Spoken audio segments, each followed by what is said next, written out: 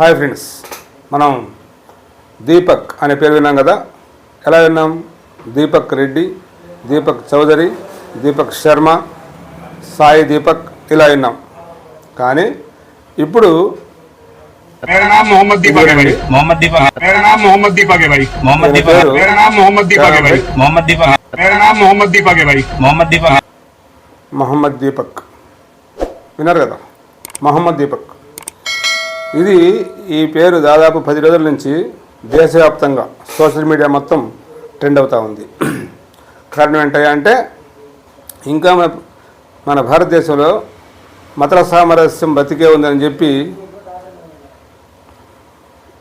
మత సామరస్యం ఇంకా మన భారతదేశంలో బతికే ఉందని చెప్పి నిరూపించిన వ్యక్తులు చాలామంది ఉన్నారు. వాళ్ళలో ఈ మహమ్మద్ దీపక్ కూడా ఒకడు.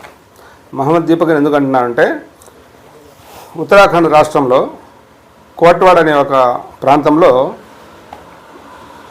దాదాపు 70 సంవత్సరాల వయసున్న ఒక ముస్లిం వ్యక్తి బాబా డ్రెస్సెస్ అనే పేరుతోటి గత 30 సంవత్సరాల నుంచి అక్కడ షాపు నడుపుతూ ఉన్నాడు.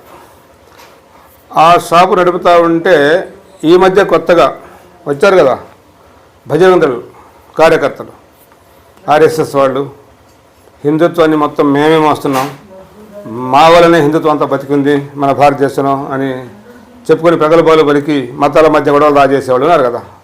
ఆ భజరంగదళ్ కార్యకర్తలు ఎక్కడ ఈ బాబా డ్రెస్సెస్ అని పెట్టుంటే, ఈ బాబా అనేది మేము హిందువులం కదా, బాబా అనేది మాకు పేటెంట్ కదా, వీళ్ళెట్టు పెట్టుకుంటారు అని శ్రీనగర్ నుంచి వచ్చారన్నమాట.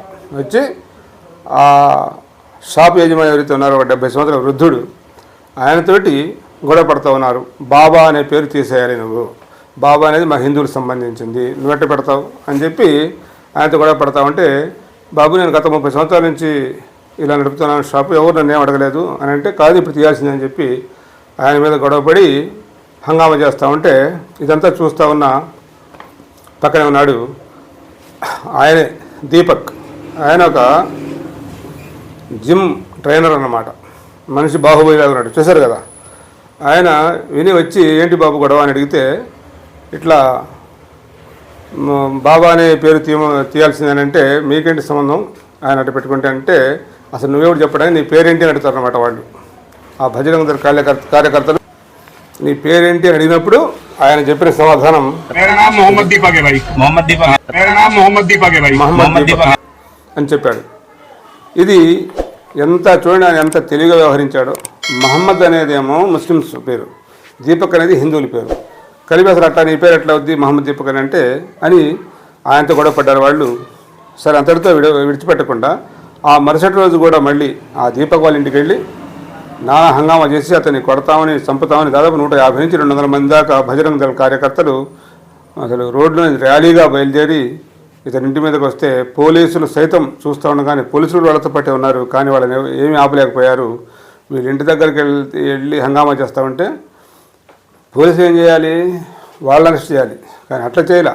అక్కడ ఉన్నది బీజేపీ గవర్నమెంట్ అన్నమాట. ఎవరైతే ఈ దీపక్ ఉన్నాడో, ఎవరు బాధితుడు, ఈయన్ని తీసుకెళ్ళి పోలీస్ స్టేషన్ పెట్టారు. అదేంటయా వాళ్ళని ఈయన మీద ఎఫ్ఐఆర్ బుక్ చేశారు ఏందని చెప్పి అడిగితే, వాళ్ళు కదా హంగామా చేసింది, అతన్ని కొడతామని చంపుతామని, ఇంట్లో ఉన్న భార్య పిల్లల్ని చంపుతామని చెప్పి వాళ్ళు కదా, వాళ్ళని అరెస్ట్ చేయకుండా ఇతను అరెస్ట్ చేశారు ఏంటని అడిగితే, వాళ్ళు చెప్పే సమాధానం ఏంటంటే, వీళ్ళు వచ్చిన వాళ్ళు ఎవరో వాళ్ళు గుర్తుపట్టలేకపోయిన వాళ్ళు తెలియదు అంటే వాళ్ళకి.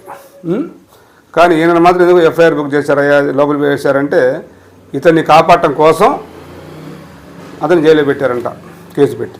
ఇంతకంటే సిగ్గుమాలిన పని ఇంకేముంది? పోలీసు చేసే పని అదే. కాబట్టి ఈ దీపక్ ఎవరైతే ఉన్నారో, ఈయన మహమ్మద్ దీపక్ అని చెప్పి హిందూ ముస్లిం భాయి అని మత సామరస్యం మన దేశంలో బ్రహ్మాండంగా బతుకుందని చెప్పి నిరూపించి ఈరోజు అసలు బాహుబలి అంటే హీరో అయిపోయాడనమాట. దాదాపు 10 రోజుల నుంచి అంతా ట్రెండ్ అవుతుందన్నమాట. Hats off Deepak.